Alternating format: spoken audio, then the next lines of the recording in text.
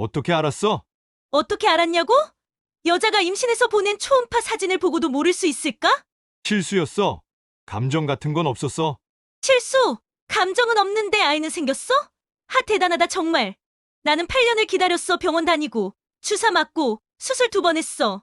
기적처럼 생긴 우리 아이야. 근데 당신은 그 순간에도 딴 여자를 품었어. 그 여자아이는 내 진짜 아들이야. 내 뱃속에는 아직 확신 못하겠어. 뭐라고? 8년 동안 아이가 없었잖아. 네가 갑자기 임신했다고 하니까 난 솔직히 믿기지가 않아. 의심스러워. 안녕하세요. 인생의 향기입니다. 이야기를 시작하기 전에 구독과 좋아요, 알림 설정 부탁드립니다. 그럼 이어서 사연 들려드리겠습니다. 지선은 쌀을 씻으며 물소리에 귀를 기울였습니다. 찰랑찰랑 흘러가는 물소리가 유난히 맑게 들렸죠. 아침마다 반복되는 이 시간이 오늘은 왜 이렇게 소중하게 느껴지는지 모르겠습니다. 손가락 사이로 빠져나가는 쌀알들을 보며 지선은 자신도 모르게 미소를 지었습니다. 8년 동안 기다려온 기적이 드디어 일어났습니다. 지난주 병원에서 받은 검사 결과를 생각하면 아직도 꿈만 같습니다. 의사 선생님이 축하드려요. 임신이네요 라고 말씀하셨을 때 지선은 한참 동안 말을 못했습니다. 그동안 너무 많은 실망을 겪었기 때문에 쉽게 믿어지지 않았거든요. 여보, 밥 다 됐어? 방에서 나온 태수가 물었습니다. 평소보다 늦게 일어난 모습이었죠. 지선은 쌀을 한 번 더 씻어 물기를 빼며 대답했습니다. 곧 될 거야. 오늘 늦게 출근해도 돼? 아니, 오늘은 일찍 나가야 해. 신제품 회의가 있거든. 태수는 세수를 위해 화장실로 향했습니다. 지선은 그의 등을 바라보며 이상한 기분을 느꼈습니다. 임신 소식을 들었을 때 태수의 반응이 생각보다 담담했기 때문입니다. 기뻐하긴 했지만 뭔가 무거운 표정을 지으며 진짜야? 확실한 거지? 라고 몇 번이나 되물었죠. 지선은 그때 태수가 그만큼 간절했기 때문이라고 생각했습니다. 아이가 없는 것 때문에 시댁에서 눈치를 받아온 것도 사실이었고 태수도 나름대로 스트레스를 받고 있었을 터였죠. 그래서 좀 더 확실해지면 다시 이야기해 주겠다고 했습니다. 임신 말이야. 병원에서 다시 확인해 보자고 했어. 지선은 밥을 푸며 말했습니다. 태수는 수저를 들다가 잠시 멈췄습니다. 왜? 뭔가 문제라도 있나? 아니, 그런 건 아니고. 그냥 정확한 주수 측정하고 여러 가지 검사 받아보자고 하시더라고. 태수는 고개를 끄덕였지만 왠지 모르게 편하지 않은 표정을 지었습니다. 지선은 이상했지만 별 생각 없이 넘어갔습니다. 남편이 감정 표현을 잘 안 하는 성격이니까 그러려니 했죠. 그럼 다음 주에 함께 갈까? 응. 짧은 대답 후 태수는 급히 밥을 먹기 시작했습니다. 지선은 옆에 앉아 김치찌개를 끓이며 이런저런 생각을 했습니다. 아이가 생기면 이 집에도 웃음소리가 날 텐데 어떤 방을 아이 방으로 꾸밀지, 장난감은 어디에 놓을지 같은 상상으로 가득 찼죠. 회사 일은 어때? 요즘 너무 바쁘지 않나? 그냥 전향이지. 새로운 직원들이 와서 적응하는 중이야. 태수가 대답했지만 무언가 숨기는 듯한 뉘앙스가 있었습니다. 지선은 그 미묘한 변화를 놓치지 않았습니다. 하지만 추궁하지 않았습니다. 남편도 자신만의 고민이 있을 테니까 말이죠. 그런데 신입사원 중에 괜찮은 사람들이 있어? 태수는 숟가락질을 멈추고 생각에 잠겼습니다. 몇 명 있긴 한데 다 열심히 하는 것 같아. 특히 마케팅 부서에 온 사람이 굉장히 성실해. 성실하다는 건 좋은데 일을 제대로 해? 그런 것 같아. 보고서도 잘 쓰고 회의 때도 적극적으로 참여하고. 태수는 이야기를 하면서도 자꾸 핸드폰을 확인했습니다. 평소에는 식사 시간에 핸드폰을 보지 않는 사람이었는데 오늘은 유난히 자주 확인했죠. 지선은 궁금했지만 묻지 않았습니다. 오늘 점심은 어디서 먹을 거야? 회사 식당에서 먹을 것 같아. 회의 시간이 늦어질 수도 있고. 태수는 밥을 다 먹고 일어나더니 양치질을 하러 갔습니다. 지선은 혼자 앉아서 임신 생각을 했습니다. 이제 조심해야 할 것들이 많았습니다. 무거운 것도 들면 안 되고 스트레스도 받지 말아야 했죠. 그럼 갔다 올게. 태수가 준비를 마치고 나왔습니다. 지선은 일어나서 문 앞까지 따라 나가며 말했습니다. 조심히 다녀와. 오늘 저녁에는 일찍 들어올 수 있겠어? 최대한 빨리 끝내고 올게.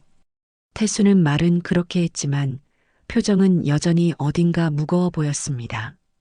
지선은 그런 남편을 배웅하며 이상한 기분을 느꼈습니다. 뭔가 평소와 다른 점이 있는 것 같았지만 정확히 무엇인지 알 수 없었죠. 문을 닫고 나서 지선은 집 안을 둘러봤습니다. 이제 이 집에 새로운 식구가 늘어날 것이라는 생각에 가슴이 벅찼습니다. 하지만 동시에 묘한 불안감도 있었습니다. 태수의 반응이 생각보다 시원치 않았기 때문입니다. 다음 날 오후 지선은 태수가 깜빡 두고 간 지갑을 들고 회사로 향했습니다.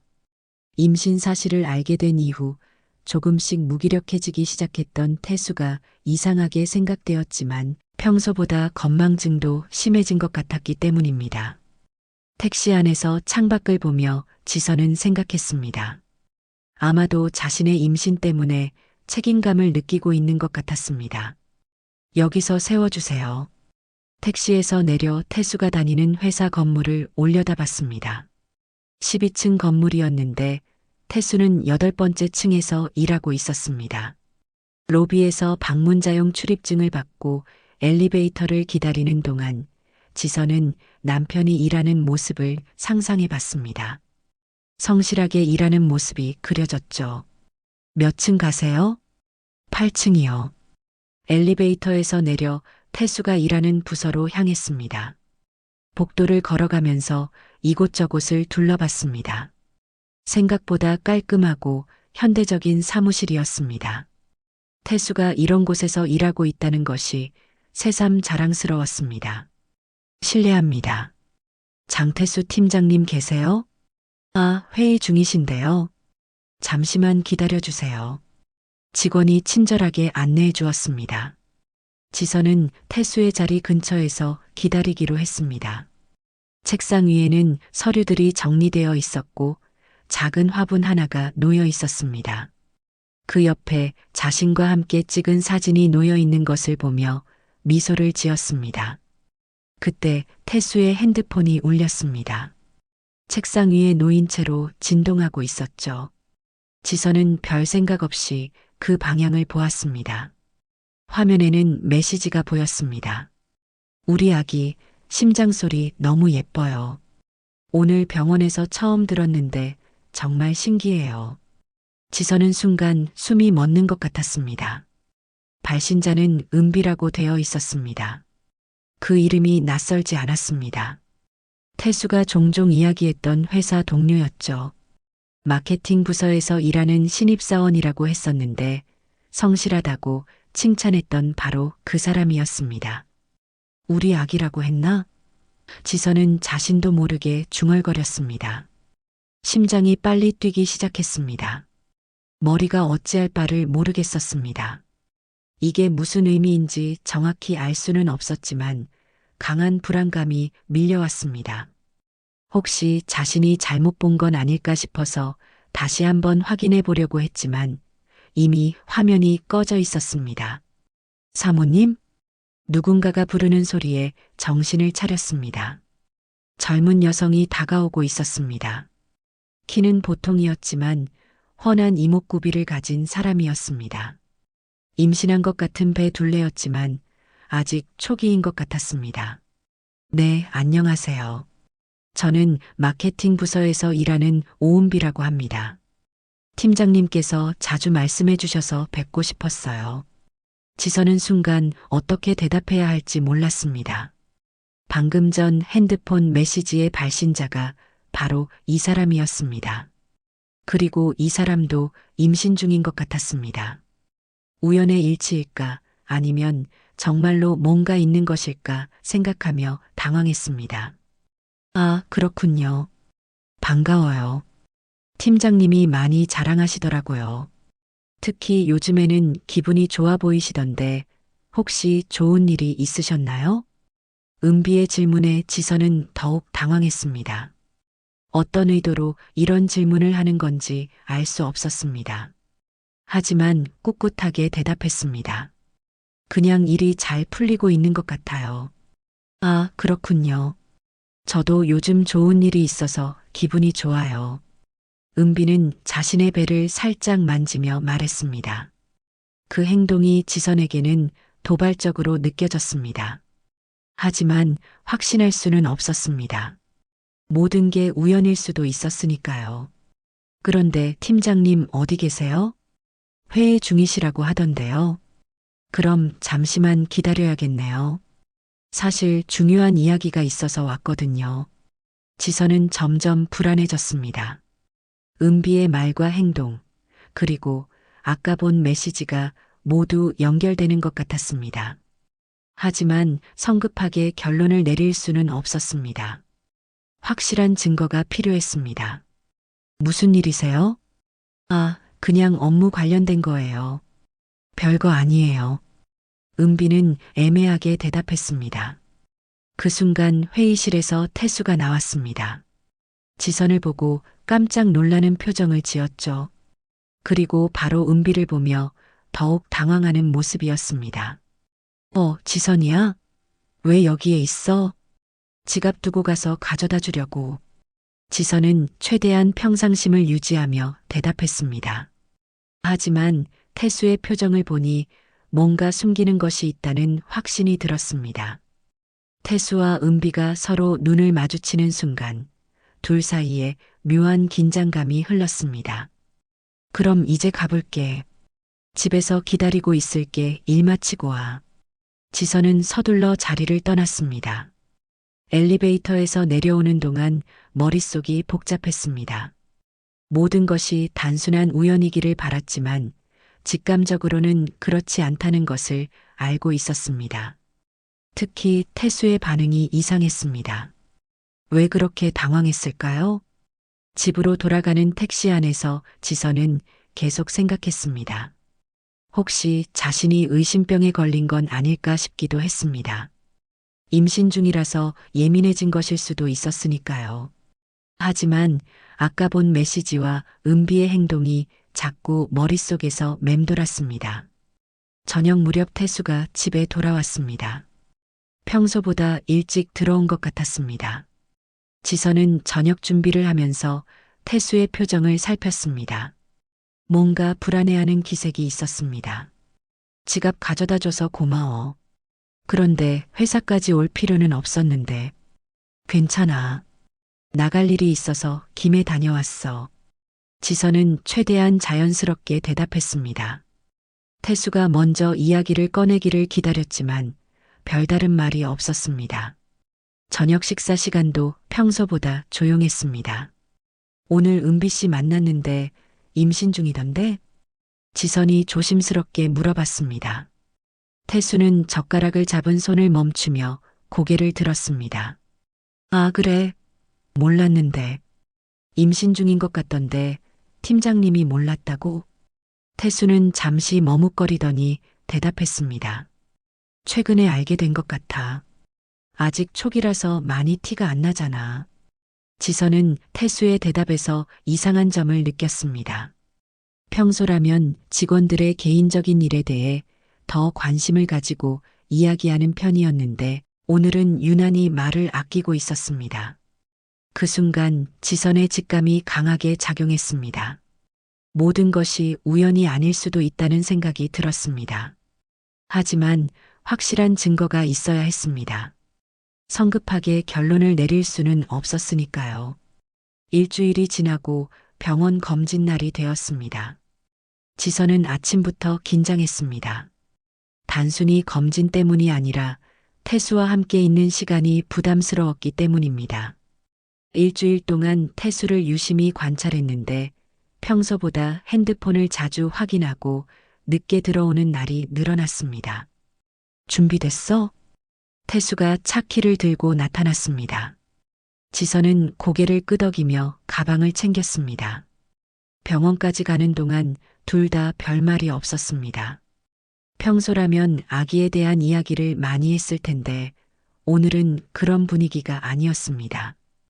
혹시 오늘 검진에서 뭔가 특별한 걸 알 수 있을까?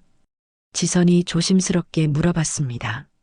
사실 태수의 반응을 보고 싶었던 것입니다. 임신 사실을 알게 된 이후 태수가 보인 미묘한 변화들이 계속 신경 쓰였기 때문입니다. 주수도 정확히 알 수 있을 것이고 아기가 건강한지도 확인할 수 있을 것 같은데. 태수는 대답하면서도 자꾸 사이드 미러를 보며 신경 쓰는 듯한 모습을 보였습니다. 지선은 이상했지만 더 이상 묻지 않았습니다. 병원에 도착해서 접수를 마치고 기다리는 동안 지선은 주변을 둘러봤습니다. 다른 부부들이 행복해 보이는 모습이 눈에 띄었습니다. 남편들이 아내의 손을 잡고 있거나 아내의 배를 만지며 이야기하는 모습이 자연스러워 보였습니다. 반면 태수는 계속 핸드폰만 보고 있었습니다. 장지선 환자분, 간호사가 불렀습니다. 지선과 태수는 함께 진료실로 들어갔습니다. 의사 선생님은 친절하게 인사를 나누며 지선을 침대로 안내했습니다. 지난번에 확인한 대로 임신이 맞고 오늘은 좀 더 자세히 살펴보겠습니다. 초음파 검사가 시작되었습니다. 지선은 화면을 보며 가슴이 두근거렸습니다. 드디어 아기의 모습을 제대로 볼 수 있을 것 같았습니다. 태수도 화면을 보고 있었지만 표정이 밝지 않았습니다. 이게 뭐지? 의사 선생님이 갑자기 말했습니다. 지선은 심장이 떨어지는 것 같았습니다. 혹시 아기에게 문제가 있는 건 아닐까 싶어서 말이죠. 뭔가 문제가 있나요? 아니요, 문제는 아니고요. 축하드려요. 쌍둥이에요. 의사 선생님의 말에 지선은 잠시 말을 잃었습니다. 쌍둥이라니 상상도 하지 못했던 일이었습니다. 8회 동안 아이를 갖지 못하다가 갑자기 2명의 아기를 가지게 되다니 기적 같은 일이었습니다. 정말요? 확실한 거죠? 네, 확실해요. 여기 보시면 심장 박동이 2개 들리죠? 둘 다 건강해 보입니다. 의사 선생님은 화면을 가리키며 설명했습니다. 지선은 감동으로 눈물이 날 것 같았습니다. 하지만 태수의 반응은 예상과 달랐습니다. 표정이 더욱 어두워졌고 아무 말도 하지 않았습니다. 여보, 쌍둥이래. 믿을 수 있어? 지선이 기쁘게 말했지만 태수는 고개만 끄덕이며 대답했습니다. 그렇네. 의사 선생님은 자세한 설명을 계속했습니다. 쌍둥이 임신의 특징, 주의사항, 정기검진 일정 등을 꼼꼼히 알려주었습니다. 지선은 열심히 들었지만 태수는 계속 딴 생각을 하는 것 같았습니다. 혹시 궁금한 점이 있으시면 언제든지 연락하세요. 쌍둥이는 일반 임신보다 조금 더 신경 써야 하거든요. 네, 알겠습니다. 감사합니다. 검진을 마치고 나오는 길에 지선은 기분이 좋았습니다. 하지만 태수의 침묵이 계속되자 점점 기분이 이상해졌습니다. 이렇게 기쁜 일에도 아무 반응이 없다는 것이 이상했습니다. 여보, 기분 안 좋아? 차에 타서 지선이 물어봤습니다. 태수는 시동을 걸면서 대답했습니다. 아니, 괜찮아. 그냥 놀라서 그래. 쌍둥이라니 정말 꿈 같지 않아? 이렇게 좋은 일이 있을 줄 몰랐어. 지선은 계속 이야기하려고 했지만 태수는 별 대답을 하지 않았습니다. 집으로 돌아가는 동안 내내 침묵이 이어졌습니다. 평소 같았다면 아기 이름을 뭐로 지을지, 방은 어떻게 꾸밀지 같은 이야기를 했을 텐데 오늘은 그런 분위기가 아니었습니다. 집에 도착해서도 태수는 계속 무서운 표정을 지고 있었습니다. 지선은 참지 못하고 다시 물어봤습니다. 정말 무슨 일 있어? 이상해. 아무것도 아니야. 그냥 조금 부담스러워서 그래. 부담스럽다는 게 무슨 뜻이야? 태수는 한참 동안 대답을 하지 않았습니다. 그러다가 갑자기 말했습니다. 아이 둘을 키우는 게 쉽지 않을 것 같아서. 지선은 이해할 수 없었습니다. 그렇게 아이를 원했던 사람이 왜 이런 말을 하는지 모르겠었습니다. 게다가 경제적으로 어려운 상황도 아니었습니다. 그런 걱정은 나중에 해도 되잖아. 지금은 기뻐해야 할 일 아닌가?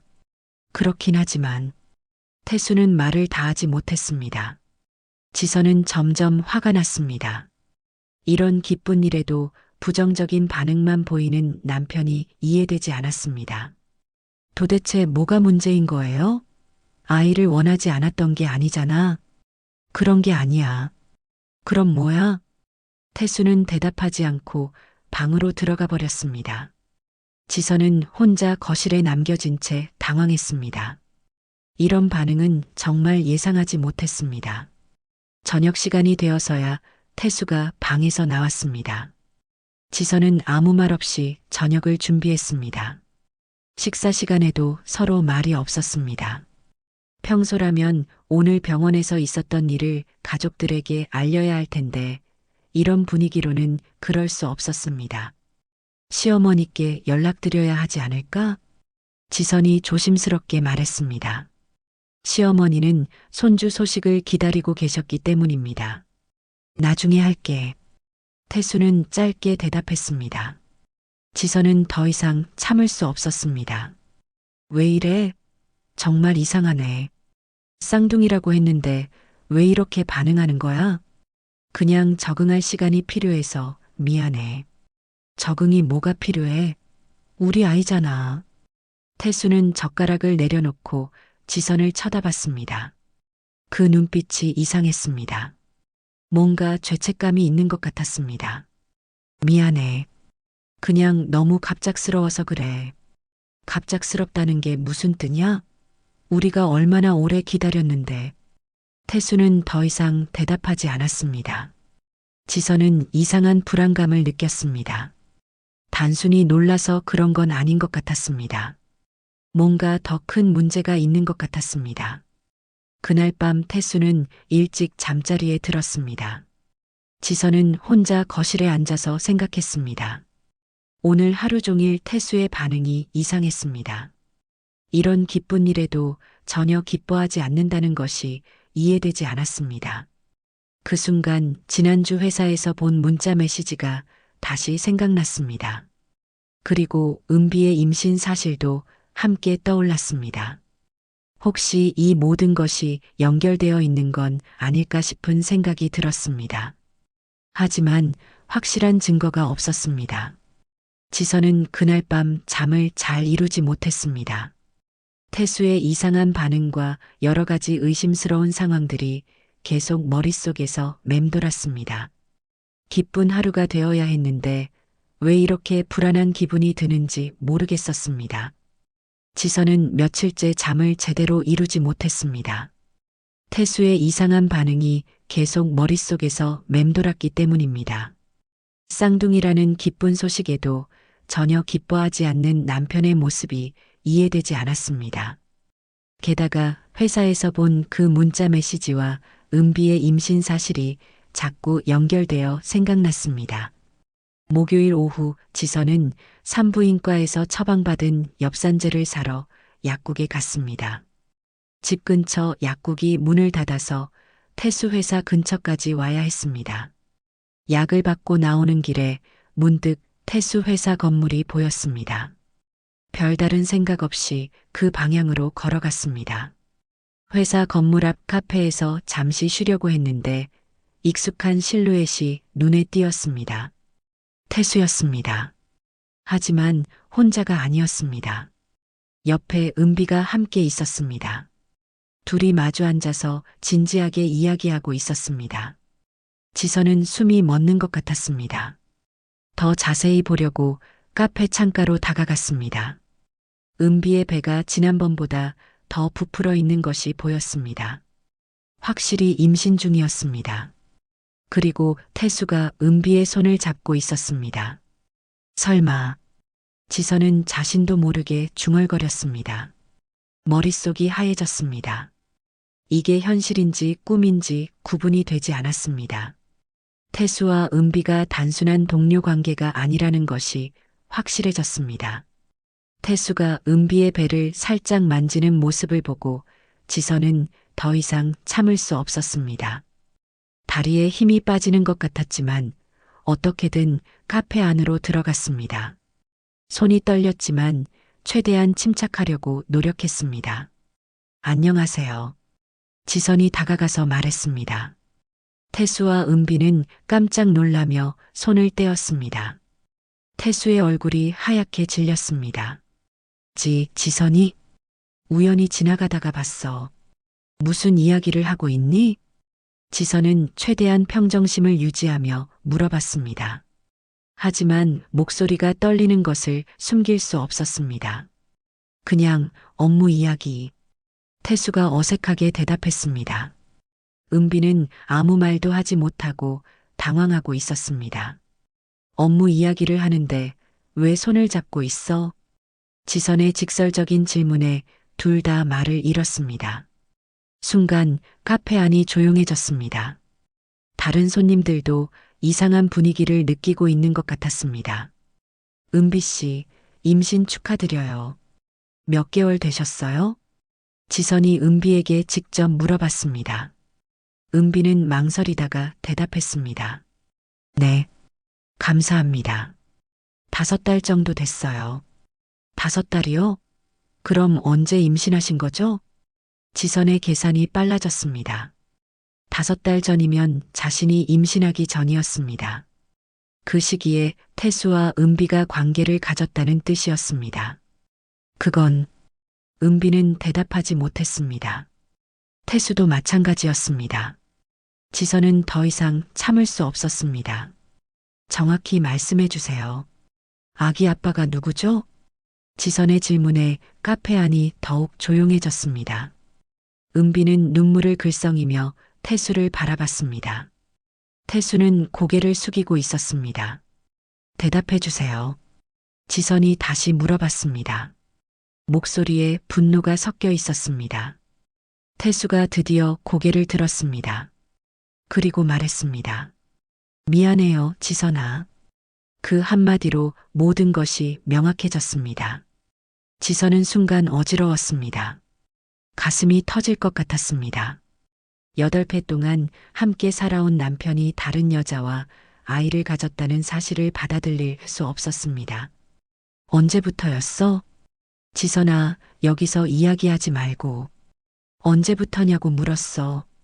지선이 소리를 질렀습니다. 카페 안의 모든 시선이 이들에게 집중되었습니다. 1년 전부터. 태수가 작은 목소리로 대답했습니다. 지선은 더욱 충격을 받았습니다. 1년이나 자신을 속이고 있었다는 뜻이었습니다. 1년이나? 그럼 내가 임신 소식을 알려줬을 때도 이미 알고 있었던 거네? 맞아. 태수의 솔직한 대답에 지선은 주저앉을 것 같았습니다.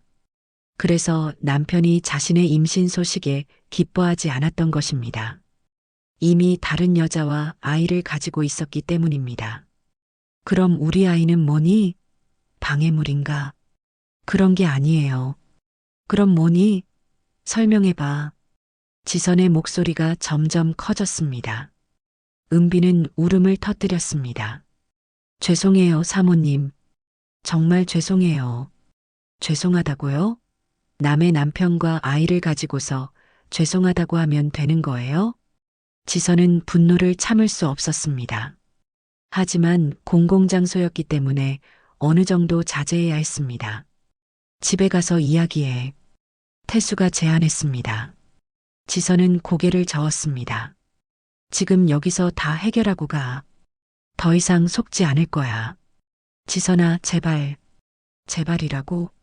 1년 동안 나를 속인 사람이 지금 제발이라고 하는 거니? 지선은 목소리를 낮추며 말했습니다. 하지만 그 낮은 목소리가 더욱 무서웠습니다. 솔직히 말해봐. 둘 중에 누가 더 중요해? 태수는 한참 동안 대답하지 못했습니다. 그러다가 입을 열었습니다. 은비와 아이가 먼저였어. 그 말을 듣는 순간 지선의 세상이 무너지는 것 같았습니다.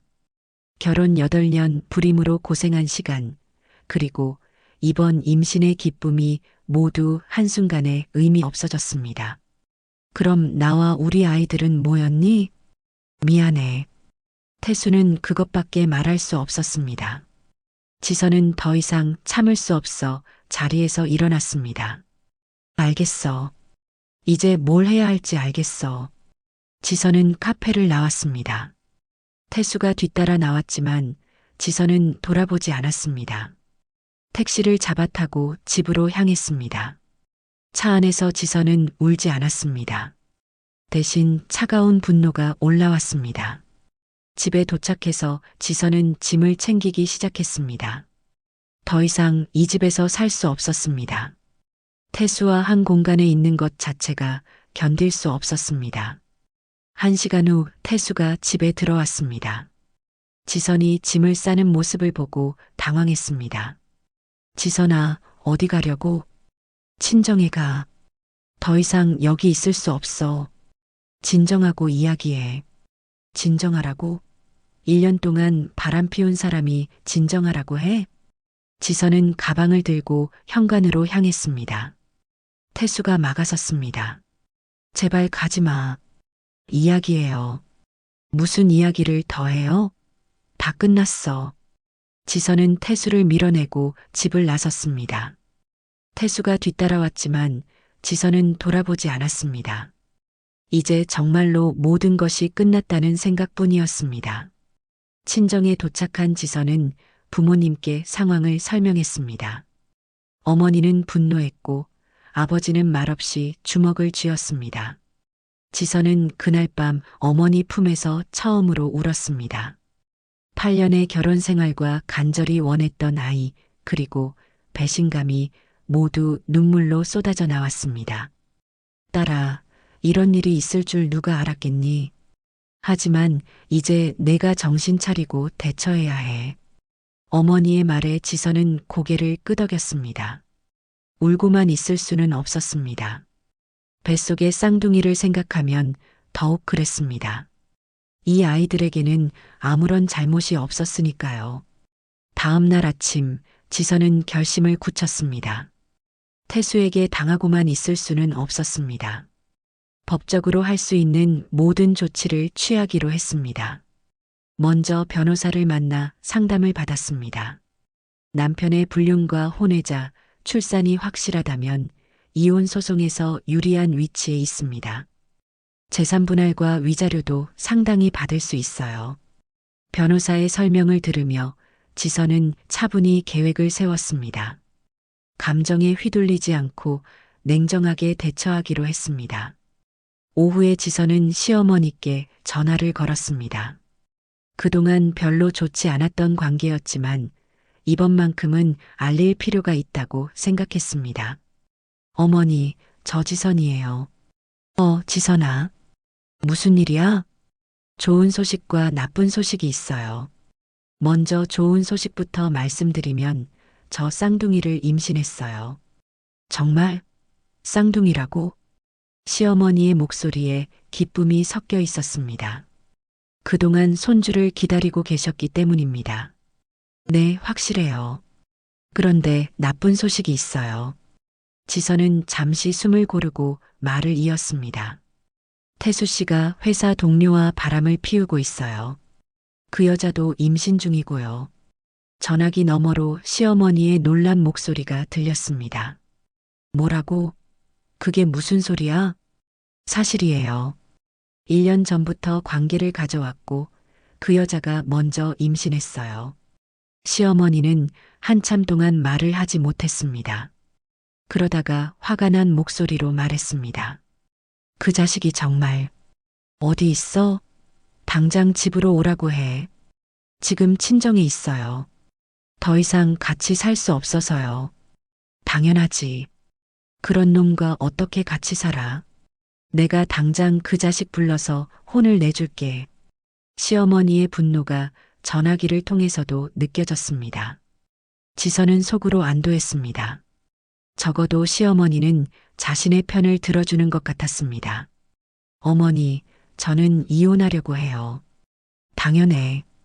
그런 놈과 더 살 이유가 뭐 있어. 내가 도와줄게.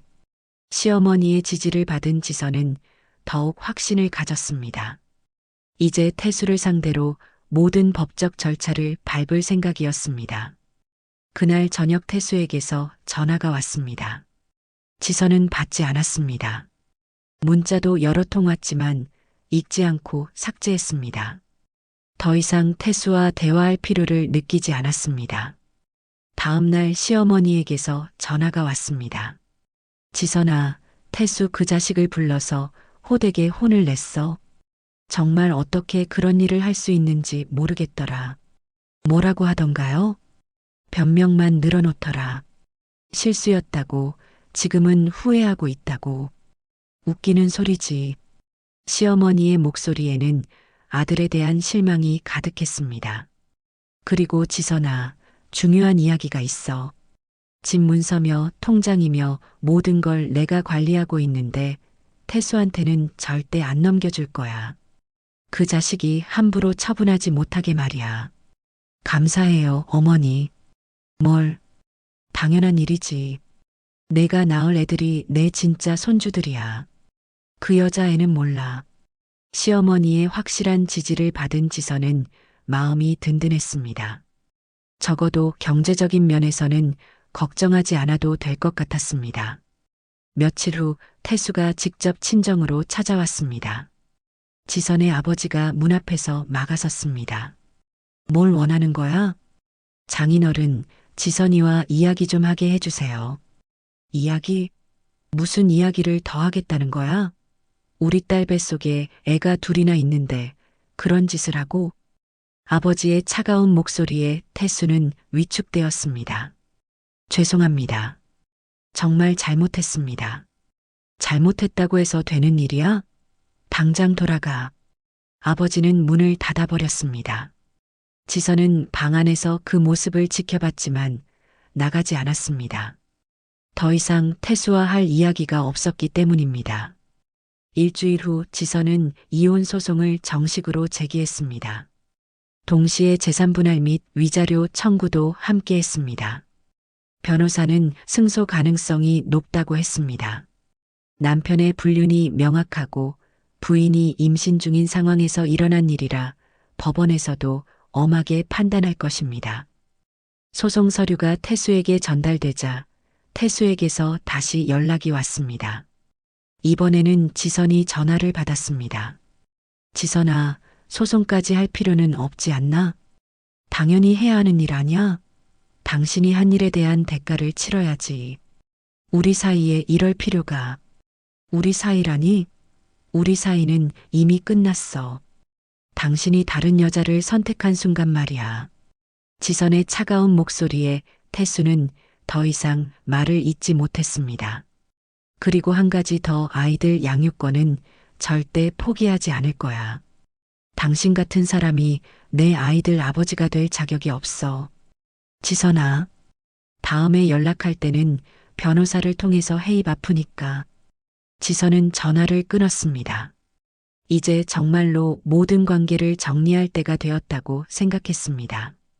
그날 밤 지선은 배를 만지며 아이들에게 말했습니다. 얘들아, 아빠는 없지만 엄마가 잘 키울게. 걱정하지 마. 쌍둥이들이 마치 대답하는 것처럼 뱃속에서 움직였습니다. 지선은 처음으로 미소를 지었습니다. 이제 새로운 시작을 준비할 때였습니다. 다음 주에 1차 조정 기일이 잡혔다는 연락을 받았습니다. 지선은 변호사와 함께 철저히 준비하기로 했습니다. 태수가 어떤 변명을 하든 흔들리지 않을 각오였습니다. 소송이 진행되는 동안 지선은 친정에서 조용히 임신 기간을 보냈습니다. 쌍둥이 임신이라 몸이 무거웠지만 정신적으로는 점점 안정을 찾아가고 있었습니다. 변호사는 승소 가능성이 높다고 계속 안심시켜 주었고 시어머니도 변함없이 지선 편을 들어주었습니다. 어느 날 저녁 시어머니에게서 급한 전화가 왔습니다. 지선아, 큰일 났어. 그 여자가 애를 일찍 낳았대. 지선은 순간 가슴이 철렁했습니다. 언제요? 오늘 아침에. 그런데 애가 많이 아프다고 하더라. 시어머니의 목소리에는 복잡한 감정이 섞여 있었습니다. 아무리 미워하는 상황이라도 갓난아기의 건강 문제는 마음이 무거웠습니다. 어떻게 아프다는 거예요? 정확히는 모르겠는데 심장에 문제가 있다고 하더라. 수술을 해야 할 수도 있다고. 지선은 복잡한 마음이 들었습니다. 은비와 태수를 미워하고 있었지만 아기에게는 죄가 없었습니다. 하지만 동시에 이 상황이 앞으로 어떻게 전개될지 걱정되었습니다. 태수 씨는 어떻게 하고 있나요? 병원에 있다더라. 하루 종일 거기 있으면서 뭘 어떻게 해야 할지 모르겠다고 하더라고. 며칠 후 태수에게서 직접 연락이 왔습니다. 지선은 처음에는 받지 않으려 했지만 계속 울리는 전화를 결국 받았습니다. 지선아. 태수의 목소리는 완전히 지쳐 있었습니다. 며칠 밤을 새운 것 같은 목소리였습니다. 무슨 일이니? 미안해. 정말 미안해. 갑자기 왜 그래? 아이가 너무 아파. 수술을 여러 번 해야 한다고 하는데 비용도 엄청나고. 태수는 울먹이는 목소리로 말했습니다. 지선은 그런 태수가 처음에는 이상했지만 곧 이해할 수 있었습니다. 자신의 선택이 낳은 결과를 마주하고 있는 것이었습니다. 그래서 나한테 연락한 거니? 지선아, 나 돌아가도 될까? 정말 잘못했어. 다시는 그런 일 없을 거야. 지선은 헛웃음이 나왔습니다. 지금 와서 돌아오고 싶다니 이런 상황에서야 자신의 소중함을 깨달았다는 뜻이었습니다. 지금 뭐라고 하신 거예요? 미안해. 정말 잘못 생각했어. 너와 우리 아이들이 진짜 소중한 거였어. 우리 아이들이라고? 지선의 목소리가 차가워졌습니다. 당신이 저번에 뭐라고 했는지 기억나? 은비와 그 아이가 먼저라고 했잖아. 그게 당신 진심이었잖아. 그때는 정신이 없어서 그랬어. 지금 생각해보니까 정말 바보 같은 일이었어. 태수는 계속 사과했지만 지선의 마음은 이미 굳어 있었습니다. 지금 와서 그런 얘기하는 건 결국 그 아이가 아프니까 부담스러워서 도망치고 싶은 거 아니니? 그런 게 아니야. 정말로. 그럼 뭐야? 그 아이가 건강했다면 지금도 저한테 연락하지 않았을 거잖아. 태수는 대답하지 못했습니다. 지선의 말이 어느 정도 맞았기 때문입니다. 지선아, 제발 한 번만 용서해줘. 나도 사람이라 실수할 수 있잖아. 실수라고? 1년 동안 계속된 게 실수라고? 지선은 분노가 치밀어 올랐습니다.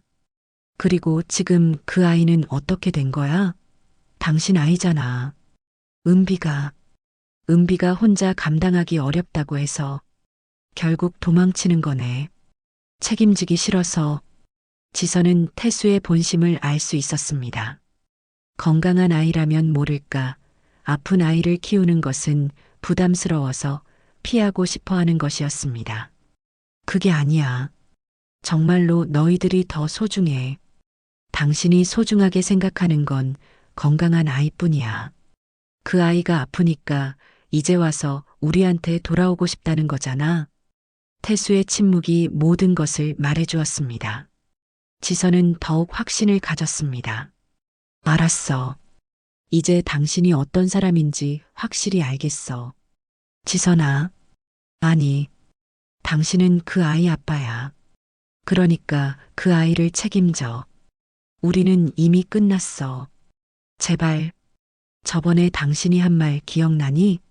그 아이가 당신 진짜 아이라고 했잖아.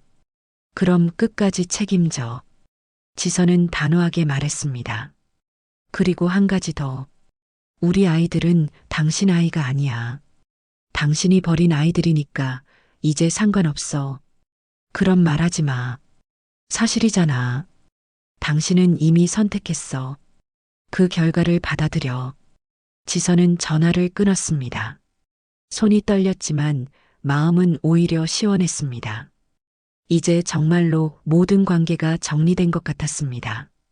며칠 후 시어머니에게서 또 연락이 왔습니다. 지선아, 태수가 정말 미쳐서 계속 돌아가겠다고 난리야.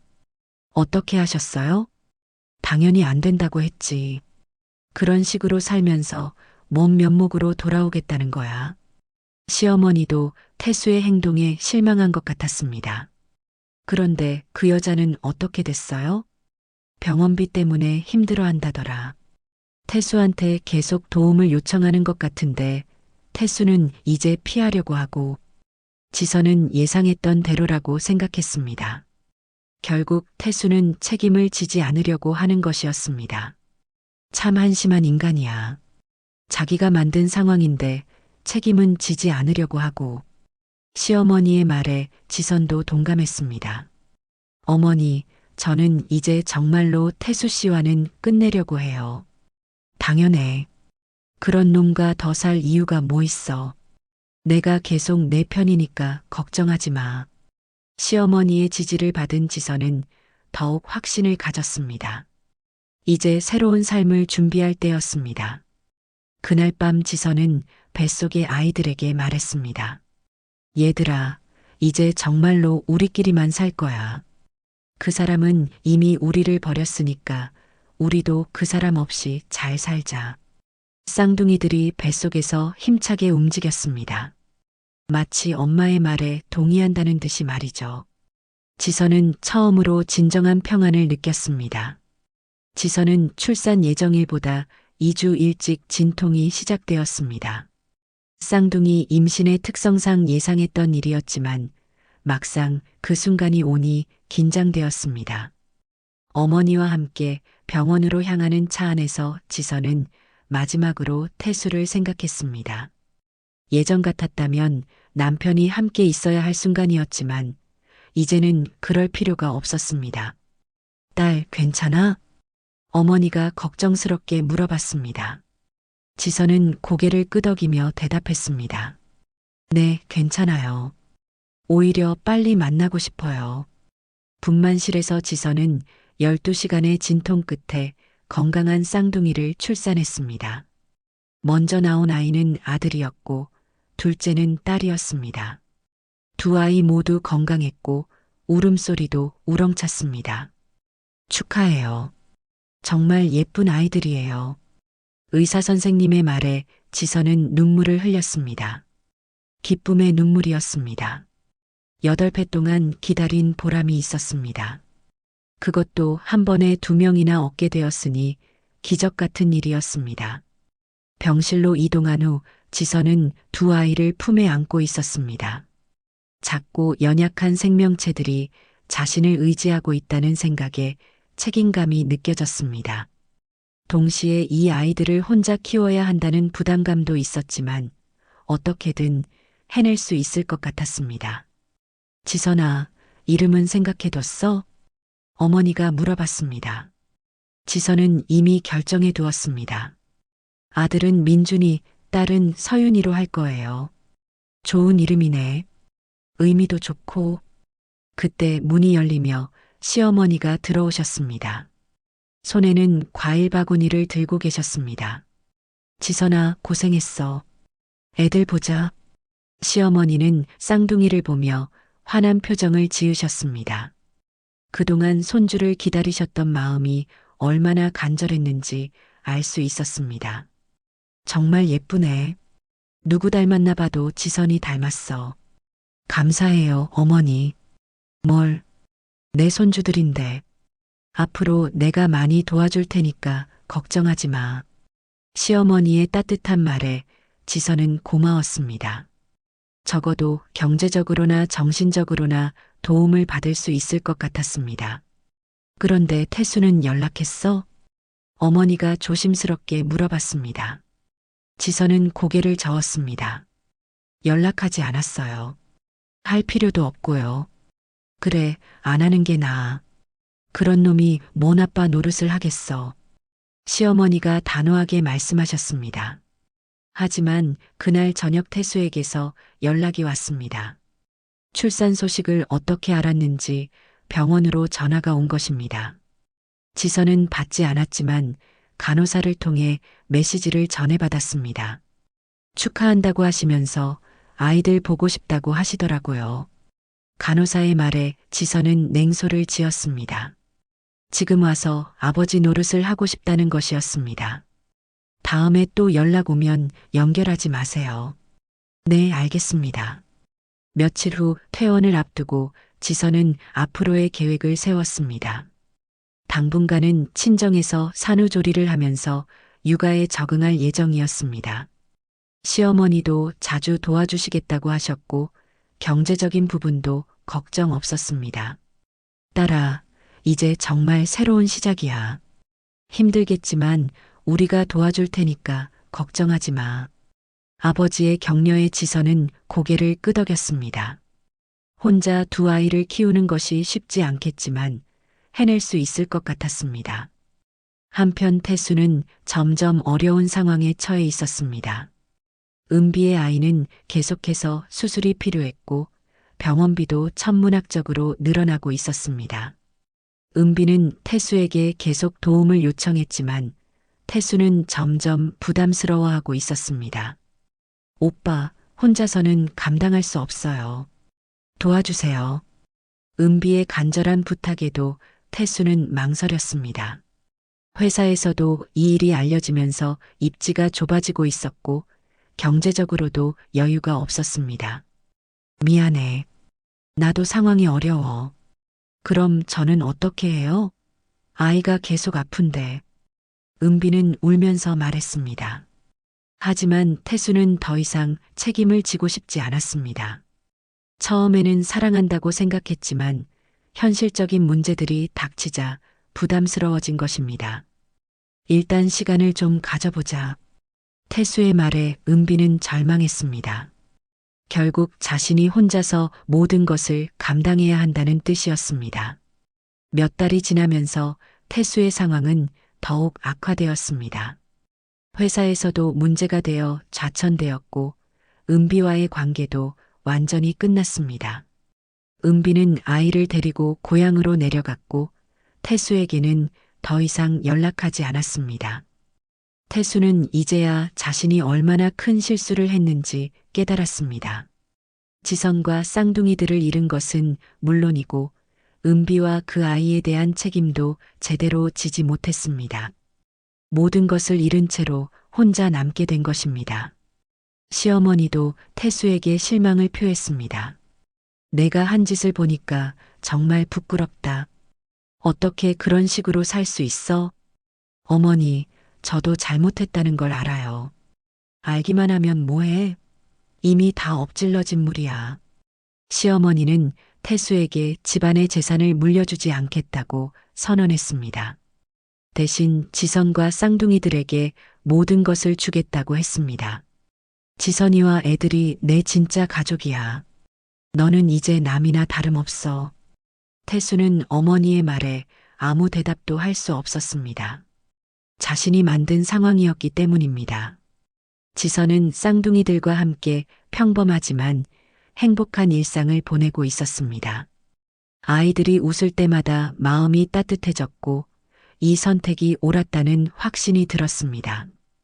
태수 없이도 충분히 행복할 수 있다는 것을 매일 느끼고 있었습니다. 3년이 흘렀습니다. 지선은 이제 두 아이의 엄마로서 완전히 자리를 잡았습니다. 민준이와 서윤이는 건강하게 자라고 있었고 지선도 프리랜서 에세이 작가로서 안정적인 수입을 얻고 있었습니다. 육아와 일을 병행하는 것이 쉽지 않았지만 시어머니와 친정 부모님의 도움으로 잘 해나가고 있었습니다. 쌍둥이들의 첫 돌잔치를 준비하던 날, 지선은 작은 카페를 빌려서 조용한 파티를 열기로 했습니다. 화려하지는 않았지만 가족들과 가까운 지인들이 모여서 아이들의 성장을 축하하는 자리였습니다. 민준아, 서윤아, 오늘은 너희들만의 날이야. 지선은 예쁘게 차려입은 두 아이를 보며 흐뭇해했습니다. 민준이는 아빠를 닮아서 눈이 크고 똘똘해 보였고, 서윤이는 지선을 닮아서 얌전하고 예뻤습니다. 두 아이 모두 건강하게 자라고 있어서 다행이었습니다. 돌잡이 시간이 되었습니다. 상 위에는 여러 가지 물건들이 놓여 있었습니다. 붓, 책, 돈, 실, 마이크 등 전통적인 것들과 함께 요즘 식으로 컴퓨터 마우스, 청진기 같은 것들도 있었습니다. 민준이는 주저없이 책을 집었고 서윤이는 마이크를 선택했습니다. 사람들은 박수를 치며 아이들의 미래를 축복했습니다. 민준이는 학자가 될 것 같고 서윤이는 가수나 방송인이 될 것 같네요. 시어머니가 웃으며 말씀하셨습니다. 지선도 아이들의 선택이 재미있었습니다. 파티가 한창 진행되고 있을 때 카페 창가에 익숙한 실루엣이 보였습니다. 태수였습니다. 멀리서 파티를 지켜보고 있었습니다. 지선은 그 모습을 보고도 별다른 감정이 일지 않았습니다. 이미 그와의 관계는 완전히 정리되었기 때문입니다. 시어머니도 태수를 발견하셨습니다.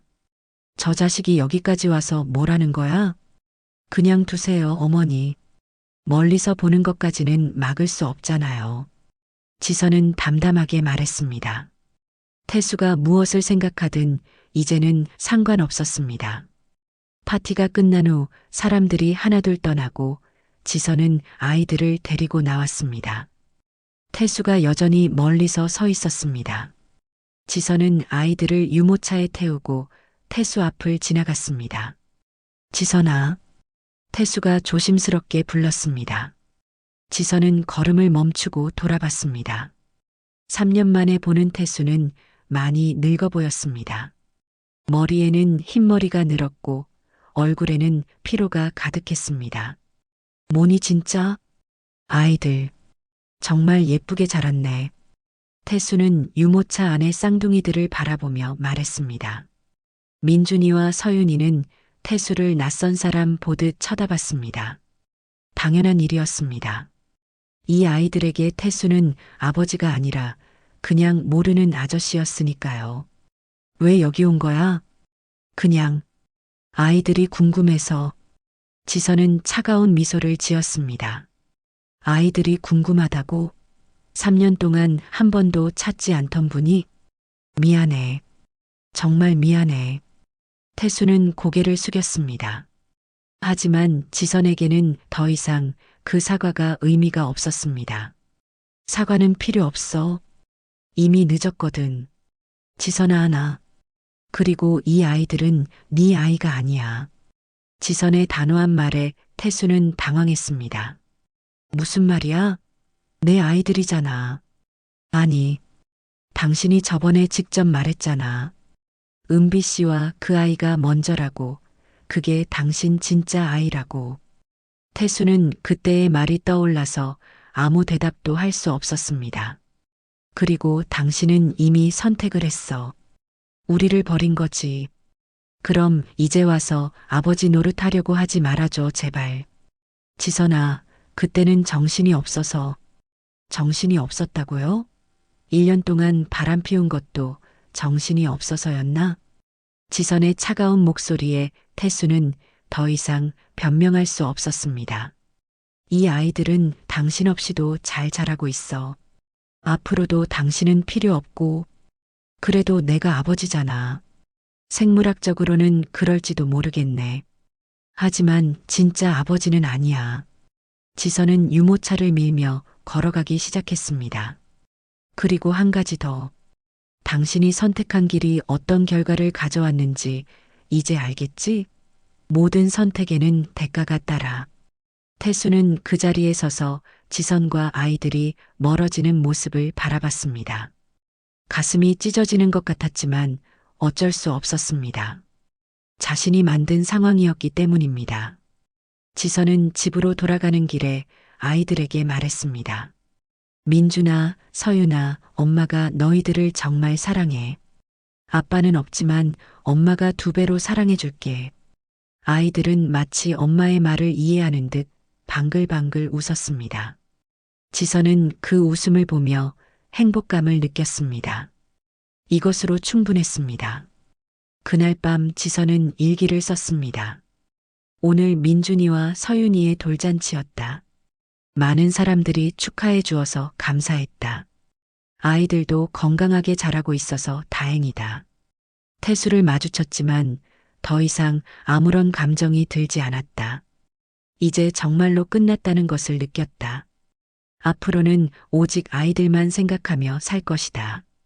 시간이 더 지나면서 지선은 새로운 삶에 완전히 적응했습니다.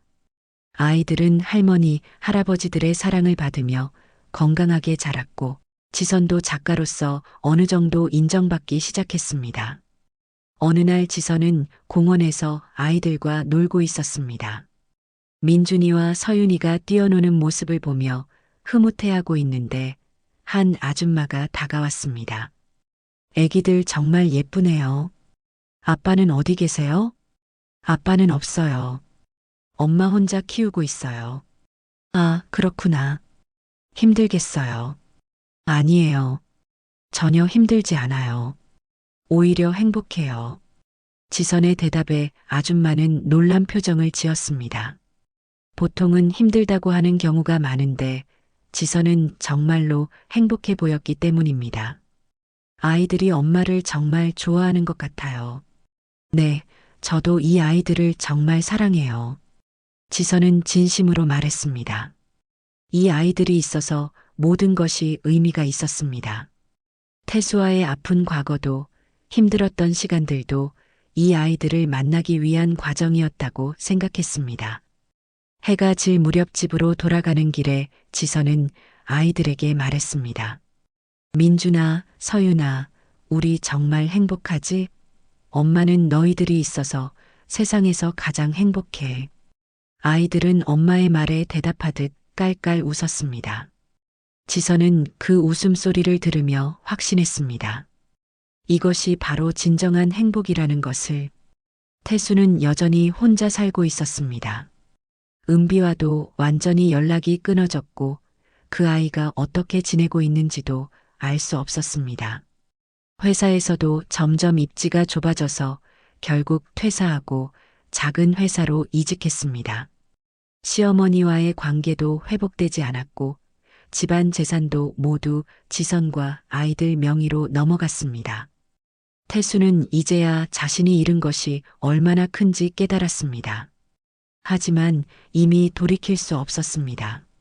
선택의 대가는 생각보다 컸고 그 결과를 평생 안고 살아야 했습니다. 지선은 아이들과 함께 새로운 내일을 향해 나아갔습니다. 과거의 상처는 이제 추억이 되었고 앞으로의 희망이 더 크게 다가왔습니다.